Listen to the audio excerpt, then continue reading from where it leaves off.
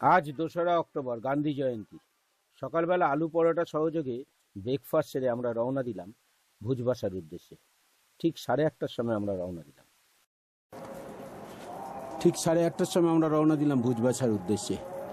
আজকে যেতে হবে ১৪ কিলোমিটার। আজকেরটাই সবচেয়ে বড়।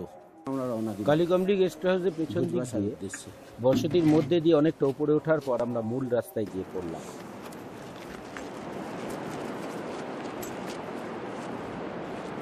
এত পোক্ত ছাদ আমি আগে কোনোদিন দেখিনি। দুটো বড় পাথরের তলায় একটা গুহার মতো জায়গাকে এরা বাড়ি বানিয়ে নিয়েছে। অনেক ওপর থেকে দেখা যাচ্ছে।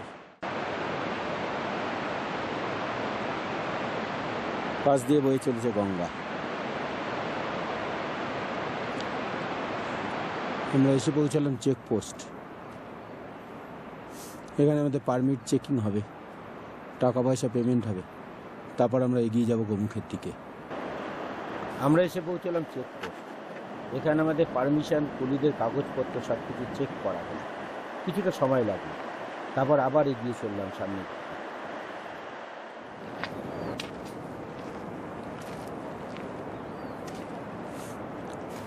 এই রাস্তায় খুব একটা কঠিন চড়াই নেই, হালকা চড়াইয়ে বেশ মনোরম রাস্তা, আর মাঝে মাঝে কয়েকটা ঝর্ণা এসে পড়বে। আর এরকমই অস্থায়ী সাঁকোর মাধ্যমে সেই ঝর্ণা প্রতিক্রম করতে হবে। ব্যাপারটা বেশ রোমাঞ্চকর।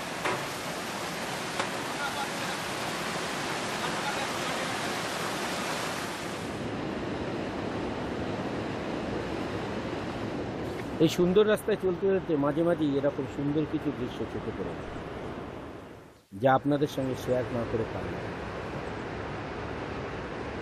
এই ছোট ছোট ফলগুলোকে দেখলে মনে হয় যেন ছোট ছোট আপেল হয়ে রয়েছে, কিন্তু খুব ছোট ছোট, নকুলদানার থেকেও ছোট ছোট সাইজ। পাথরের গায়ে মনে হচ্ছে যেন কে সুন্দর করে সাজিয়ে রেখেছে। এই জিনিসের সঠিক মজা পেতে গেলে ম্যাক্রো লেন্স দাও, কিন্তু আমার কাছে সেরকম কোনো লেন্স না থাকার অভাবটা টের পেলাম। পাহাড়ি এই গিরগিটিগুলো অদ্ভুতভাবে নিজেদের রং পাল্টাতে পারে। আমরা যদিও তাকে কোনো রং পাল্টাতে দেখিনি, তবে তার পোকা ধরার দেখেছি, যেটাকে আমরা ক্যামেরা বন্দি করতে পারি। মাঝে মাঝেই আমাদের এরকম বেশ কিছু ঝর্ণা অতিক্রম করতে হচ্ছে, যা আমাদের পথ চলার আনন্দকে অনেকটা বাড়িয়ে দিচ্ছে।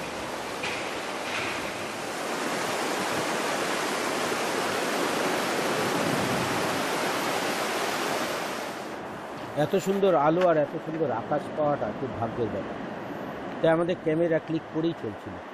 মাঝে মাঝে ভয় হচ্ছিল, সামনে তো চার্জ করার জায়গা পাবো না, ক্যামেরার ব্যাটারি না শেষ হয়ে যায়।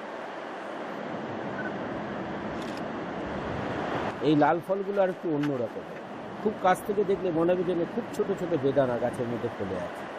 ভারী সুন্দর, অদ্ভুত এর রং।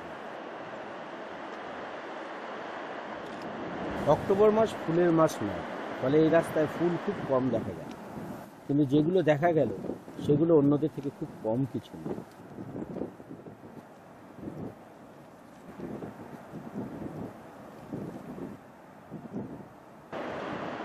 প্রথমে দেখলে ফুল বলেই ভুল হয়, কিন্তু এটা আসলে ফুল না, এটা হচ্ছে ফল। আর নাম না জানা এই অদ্ভুত ফলগুলোও বেশ আকর্ষণীয়, ভারী সুন্দর দেখতে।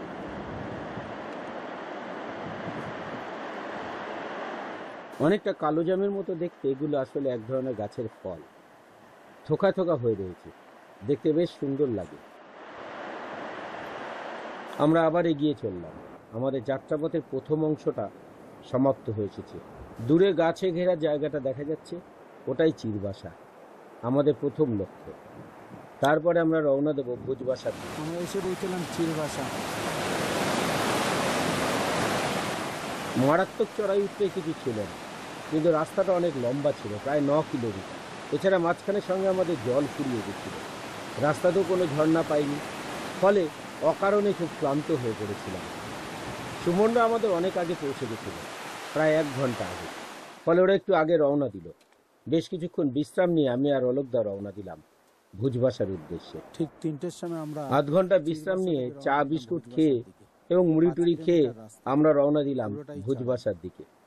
আমাদের এখন ৫ কিলোমিটার যেতে হবে, পুরোটাই চড়াই, কিন্তু আমরা এতটাই ক্লান্ত ছিলাম যে আমাদের পা আর চলছিল না। তাই আমরা প্রতিজ্ঞা করলাম এই ছোট্ট ছোট্ট পায়ে চলতে চলতে একসময় পৌঁছে যাব ভুজবাসায়, আমাদের আজকের 5 লক্ষ্যে। কিলোমিটার পুরোটাই চড়াই, এটাও একসময় পার হয়ে যাব। চিরবাসা থেকে 1 কিলোমিটার যেতেই এই ঝুড়ো পাথরের পাহাড়টা পড়ল। এই ধরনের পাহাড় আমরা দেখেছিলাম কিন্নরে, আর হাওয়ার ধাক্কায় সেখান থেকে পাথর খসে খসে অদ্ভুত সব ভাস্কর্যের সৃষ্টি হয়েছে। আমরা 2.5 কিলোমিটার রাস্তা এসে গেছি। আরো কয়েকটি এরকম ঝর্ণা পার হয়ে অবশ্য সামনে এসে পৌঁছলাম ভুজবাসা। তখন এখানে সূর্যাস্তের প্রস্তুতি চলছে। ভাগীরথী 1, 2, 3 শেষ সূর্যের আলোয় ঝলমল করছে। নিচে সন্ধ্যার অন্ধকার নেমে গেছে ভুজবাসার উপরে। সুমনরা অনেক আগে এসে পৌঁছেছিল। ওরা পৌঁছে মালপত্র রেখে আবার বেরিয়ে পড়েছে ফটো তুলতে। ওদের সঙ্গে আমাদের এই উপরের দিকটা দেখ। এখান থেকে প্রায় 300 মিটার নিচের দিকে নেমে যেতে হবে আমাদের বাসস্থানের দিকে। বাসস্থান বলতে জেএমবিএম এর লজ। আমাদের সঙ্গে যদিও তাঁবু ছিল, কিন্তু আমরা ঠিক করলাম বিশ্রামটা খুব জরুরি। তাই তাঁবুতে সঠিক বিশ্রাম হবে না বলে জেএমবিএম এ ভাড়া নিয়ে নিলাম। কিছুক্ষণের মধ্যে আকাশে সূর্যাস্তের খেলা শুরু হয়ে গেল। আস্তে আস্তে পাহাড় শিখরগুলোতে রং লেগে গেল, আর দূরে দেখা গেল কিছু ব্লু গোটকে। দূর থেকে অনেক ওপর থেকে ছবিগুলো তোলা হলো। ভাগীরথী 1-এর বুকে রঙের খেলা দেখিয়ে সূর্য বিদায় নিল। আস্তে আস্তে অন্ধকার নেমে এলো। আমরাও চলে এলাম লজে। রাতের খাওয়া সেরে তাড়াতাড়ি ঘুমিয়ে পড়লাম। কাল আমাদের যাত্রা গোমুখ পার হয়ে তপবনের দিকে, তাই একটু বিশ্রামটা খুব জরুরি।